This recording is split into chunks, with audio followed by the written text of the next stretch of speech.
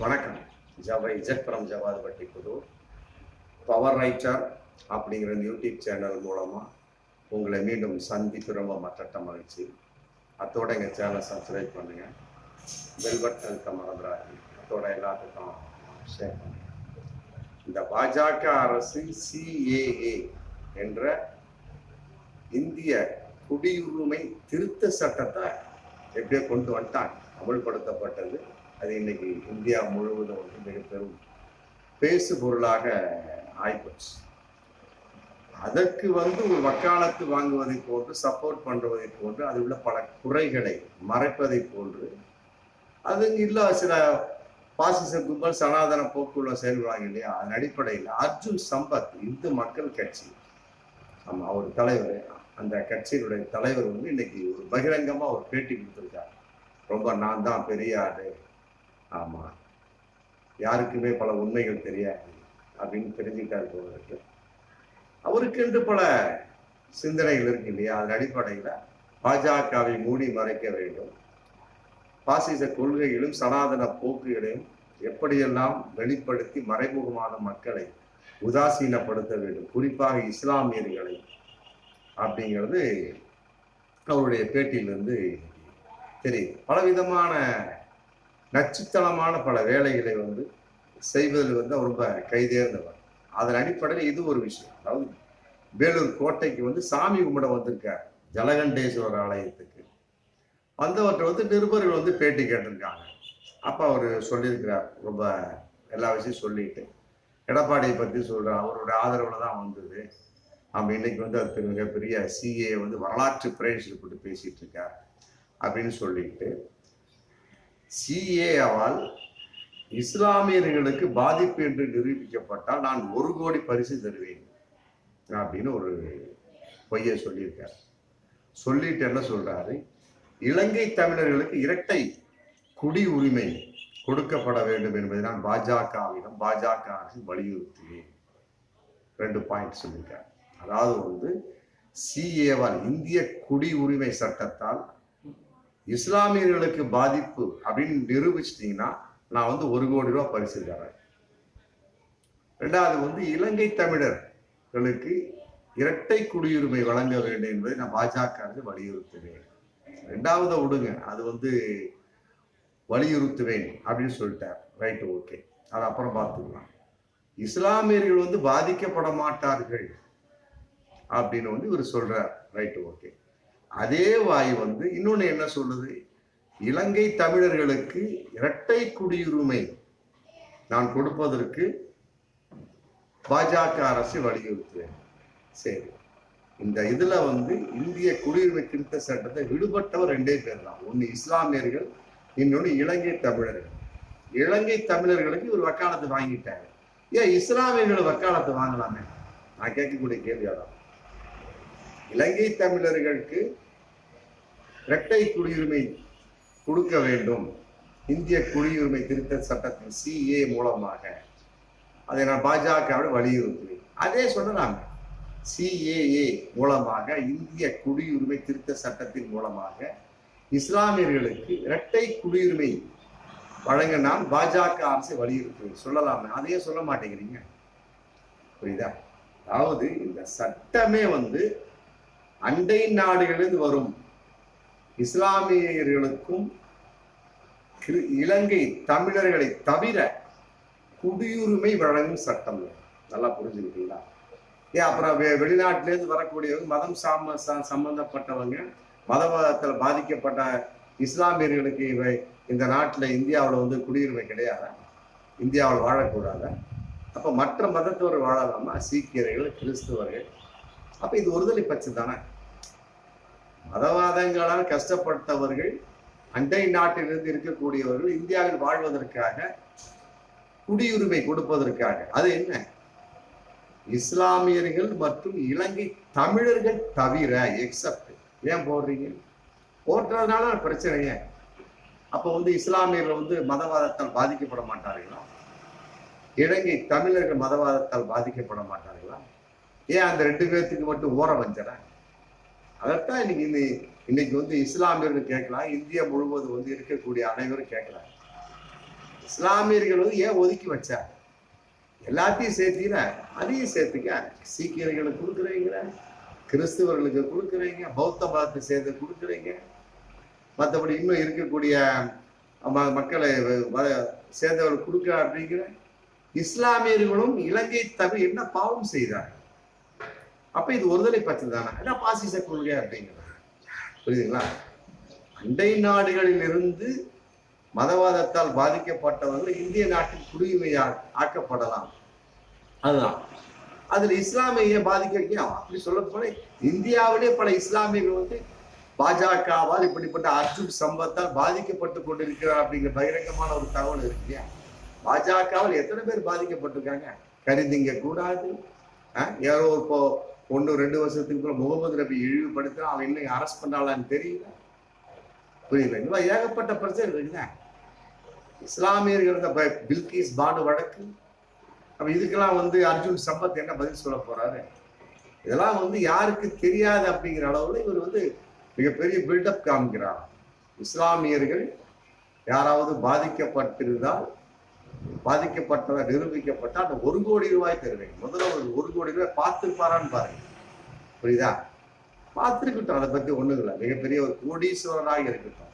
எதற்காக? கருத்தை மாற்றி சொல்ல வேண்டும், பொய் சொல்ல வேண்டும், புரியுதுங்களா? எதுக்கு பொய் சொல்றீங்க?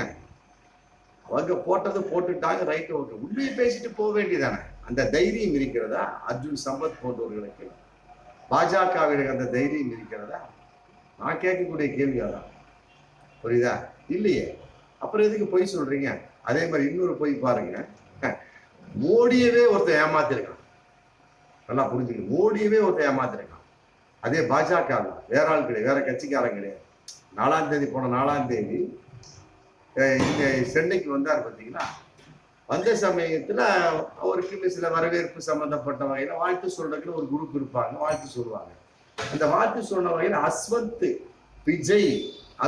விஜய் அப்படிங்கிற வந்து வாழ்த்து சொல்லியிருக்க. வாழ்த்து சொல்லக்கூடிய சமயத்துல ஒரு தூங்கத்தை கொடுத்து வாழ்த்து சொல்லிட்டு, மற்றபடி என் பொண்டாட்டிக்கு வந்து 2 குழந்தை பிறந்திருக்குது, என் பொண்டாட்டிக்கு 2 குழந்தை பிறந்திருக்கு, அதை பார்க்காமல் கூட, அவளை வந்து ஆஸ்பத்திரியில சந்திக்காமல் பார்க்காமல் உங்களை நான் பார்க்க வந்திருக்கின்றேன், மிக்க நன்றி அழுதி போட்டு பூங்கத்து கொடுத்து வந்தார். அதை கேட்ட உடனே மோடி வந்து மனம் நெகிழ்ந்து போனார். இது உண்மைதான். யாரா இருந்தாலும் பொண்டாட்டியை பார்க்காம இவன் கட்சி பார்க்கறான் பாரு, கட்சிக்கு வந்து உழைக்கிறான் பாரு அப்படின்னு எந்த தலைவரும் பாராட்டாதான் செய்வாங்க. மனம் நெகிழ்ந்து போனார் மோடி. நெகிழ்ந்துதான் போவாங்க, அதெல்லாம் உண்மைதான். ஆமா, பேரு வந்து அஸ்வந்த் விஜய், ரைட். அப்புறம் வந்து மோடி வந்து ஃப்ளைட்ல ஏறி போயிடுறாரு, டெல்லிக்கு போயிடுறாரு. அங்க போய் எக்ஸ் பதிவுல தன்னுடைய கருத்தை பதிவுறாரு. இந்த மாதிரி வந்து சென்னைக்கு போயிருந்தேன், 4ஆம் தேதி சென்னைக்கு போயிருந்தேன். அப்ப வந்து ஒரு பாஜக பிரமுகர் என் மனதை கவர்ந்து விட்டார், அஸ்வந்த் விஜய் அப்படிங்கிறவரு. ஆமா, பாஜக பிரமுகர். அதாவது தன் மனைவிக்கு 2 குழந்தை பிறந்ததை கூட பார்க்காமல் என்னை பார்க்க வந்திருந்தார். கட்சி பணி மேல அவ்வளவு ஈடுபாடு, நான் மனம் நெகிழ்ந்து போனேன். ஆமா, உண்மையிலேயே வந்து இதெல்லாம் வந்து என்னால் வந்து தாங்கிக் கொள்ள முடியவில்லை, மனம் நெகிழ்ச்சி அடைந்து விட்டேன்னு போட்டு எக்ஸ் பதிவுல போடுறாரு. எப்படி மாற்றான் பாருங்க அந்த அஸ்வந்த் விஜய் அப்படிங்கிறான். உடனே இதை பாக்குறாங்க, மோடி போட்டாரு, என்னதான் அந்த பாரத பிரதமர் மோடி போட்டோன்னா பல கோடி பேர் பார்ப்பாங்க. பார்த்த உடனே யாரா அது அஸ்வந்த் விஜய், கொஞ்ச நேரத்துல மனசுல ஏறிட்டாங்க அந்த ஆளு அப்படின்னு தேடக்கூடிய சமயம் ஆளை பிடிச்சிட்டாங்க. பிடிச்சா சுவிட்ச் ஆஃப் செய்யப்பட்டுள்ளது. பாருங்க, சுவிட்ச் ஆஃப் செய்யப்பட்டுள்ளது. அப்புறம் என்ன பொறுப்பு என்ன சமாச்சாரம் பார்க்கக்கூடிய சமயத்தை அந்த ஆளு கேரளாவை சேர்ந்த ஆள் போல இருக்கு. வேலைச்சேரி தான் குடியிருக்கிறான், வேற எங்கேயும் கிடையாது. அந்த பாஜக பிரமுகர் வேலைச்சேரி தான் குடியிருக்கிறாரு. பார்த்துக்க, பாஜகவிலே ரொம்ப ரவுண்டு கட்டிட்டாங்க. சரி, அதுக்கப்புறம் அஸ்வந்த் விஜய்க்கு உண்மையிலேயே வந்து 2 குழந்தை பிறந்திருக்கு அப்படி விசாரிக்கணுமா இல்லையா? அந்த மனசு நெகிழ்ந்துதான் அந்த எக்ஸ் பதிவுல ஒரு பிரதமர் மோடி போட்டிருக்கிறார், அந்த கட்சியை சேர்ந்த மோடி போட்டிருக்கிறார். பார்த்தா அந்த அம்மாளுக்கு குழந்தையே பிறக்கல, அது 2 குழந்தையே கிடையாது. பாருங்க, 2 குழந்தை பிறக்கவே இல்லையா அந்த அஸ்வந்த் விஜய். அப்ப பொய். அர்ஜுன் சம்பத் எப்படியெல்லாம் வந்து இஸ்லாமியர்களை ஏமாற்றி கொண்டிருக்கிறார் தன்னுடைய கருத்தில் வெளிப்பாடு. அது மாதிரி வந்து அதே பாஜகவை சேர்ந்த ஒரு பிரமுகர் அஸ்வந்த் விஜய்ங்கிற மோடியவே ஏமாத்திருக்கான் பாருங்க. கேரளாவை சேர்ந்த ஒரு நபர் வேளச்சேரியில குடியிருக்கக்கூடிய ஆள். அடிச்சு பார்த்தா பாஜக பிடிச்சிக்கிட்டாங்க. ரைட், ஓகே, இவனை விடக்கூடாது. யார் அவன், என்ன சமாச்சாரம் அப்படின்னு சொல்லிட்டு பாஜகவுன்னு இன்னைக்கு வந்து அந்த நபரை வந்து தேடிட்டு இருக்கிறாங்க. எப்படியாவது வழக்கு போட்டே ஆகும். உண்மைதான். அதாவது வந்து உண்மையிலே பாஜகவை சேர்ந்தவனா, எதுக்காக பொய் சொன்னான், மற்றபடி எதுக்காக பிரதமரை பார்க்க வந்தான் அப்படிங்கிற கேள்வி இருக்கு இல்லையா? இது வேறு தவறான நிலைப்பாடாகிறது. 1000 நாள் நம்முடைய பாரத பிரதமருங்க ஒரு இஸ்லாமிய வெறுப்பு பிரச்சாரம் செய்யட்டும், மற்றபடி வந்து பாசிச கும்பல் சனாதன RSS காரன், அது எங்களுக்கு தேவை கிடையாது. நம்முடைய பாரத பிரதமர் பாதுகாக்கப்பட வேண்டும். உண்மையிலே வந்து இந்த அஸ்வத் விஜய் வந்து பிடிங்க. பாஜகவினருக்கு இந்த வீடியோ மூலமா நான் வேண்டுகோள் விடாதீங்க. அந்த ஆள் வந்து உண்மையிலே பொய் சொன்னானா, இல்ல வேண்டுமென்று பொய் சொன்னானா, இல்ல எதற்காக பொய் சொன்னானா அப்படிங்கிறது இல்லையா? அதே மாதிரிதான் பல பாஜக பாத்தீங்கன்னா ஒரு 7-8 மாசத்துக்கு முன்னாடி நடந்து முடிஞ்ச விஷயத்த இதெல்லாம். ஆமா, ஒரு வருஷத்துக்கு முன்னால பாத்தீங்கன்னா தங்க வீட்டுக்கு மேலே வந்து ஒரு பெட்ரோல் குண்டை போட்டுக்கிட்டு இஸ்லாமியன் போட்டான், அவன் போட்டான், இவன் போட்டான், ஒரு தீவிரவாதி போட்டான்னு சொல்லிட்டு போலீஸ்ல கம்ப்ளைண்ட் கொடுப்பாங்க. போய் பார்த்தா அப்படின்னோம்னா அந்த ஒரு பையில இருக்க மாட்டான். அப்புறம் போலீஸ், நம்ம தமிழ்நாடு போலீஸ் சும்மா விட மாட்டாங்க. ஃபுல்லா CCTV புறா கேமரா ஆராய்ச்சி பண்ணுவாங்க. ஆராய்ச்சி பண்ணாது ஒரு பையில இருக்காது. அப்புறம் துருவி விசாரிப்பாங்க. விசாரிக்கிறப்ப அவரு மாட்டிக்குவார். என்னன்னு கேட்டா, ஒரு பப்ளிக்காக வந்து நான் போட்டேனுங்க, தான் வீட்டு மேலே தானே பெட்ரோல் கூட போட்டுக்கணும். இது மாதிரி வந்து இந்து முன்னணி மற்றபடி பாஜக எத்தனை பேர் செஞ்சிருக்கிறாங்க. அதன் அடிப்படையில வந்து இந்த நபர் செஞ்சிருக்கிறார். அஸ்வத் விஜய் அப்படிங்கிற ஒரு பப்ளிக்காக தன்னை வந்து பெருசா நினைச்சுக்கணும்னா பெரிய பரிசா கொடு, அவருக்கு மிகப்பெரிய ஒரு தங்க பொக்கிஷம் கொடு, பிரதமர் மோடி தங்க பொக்கிஷம் கொடு, மற்றபடி பெரிய ஆளா பண்ணு. அது என்ன பொய் சொல்றது? 1000 நாள் தவறு இல்லையா? அதனால வந்து இது பாஜகவின்னு விடக்கூடாது. அஸ்வத் விஜய் அப்படிங்கிறது என்ன, யார், என்ன சமாச்சாரம், எதுக்காக அந்த நபர் வந்து பொய் சொன்னார், புரியுதுங்களா? என்ன காரணம் அப்படிங்கிறத வந்து கண்டுபிடிக்கணும். ஏன்னு கேட்டா இதெல்லாம் வந்து விட்டு பண்ணிட்டுலாம் இருக்க முடியாது. இதெல்லாம் வந்து எந்த வெளிப்பாடு அப்படிங்கிறதுக்கு இல்லையா? உண்மையிலே இந்த நபர் பாஜகவில் இருக்கிறாரா, எவ்வாறு உள்ளே நுழைந்தார் அப்படிலாம் கண்டுபிடிங்க.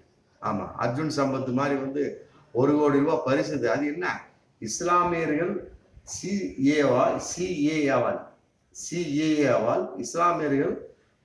இஸ்லாமியர்களுக்கு பாதிப்பு என்று நிரூபிக்கப்பட்டால் 1 கோடி பரிசு தருவாராம். என்ன, அதே நேரத்தில் இலங்கை தமிழர்களுக்கு வந்து இரட்டை குடியுரிமை வழங்க வேண்டும். அது அந்த தைரியம் வந்து இஸ்லாமியனுக்கு இரட்டை குடியுரிமை வழங்க வேண்டும் அப்படின்னு உன்னால பாஜக அரசை நோக்கி சொல்ல முடியுமா? இப்படியே ஏகப்பட்ட பொய், பிராடு, பித்தலாட்டம், மக்களைத்தான் ஏமாத்திட்டு இருக்காங்க. அப்படின்னா அந்த கட்சியை சேர்ந்த ஒரு பிரதமரே ஏமாத்திட்டாங்க அப்படிங்கிறது மிக கொடூரமான, கேவலமான, காரி துப்பக்கூடிய ஒரு செயல்.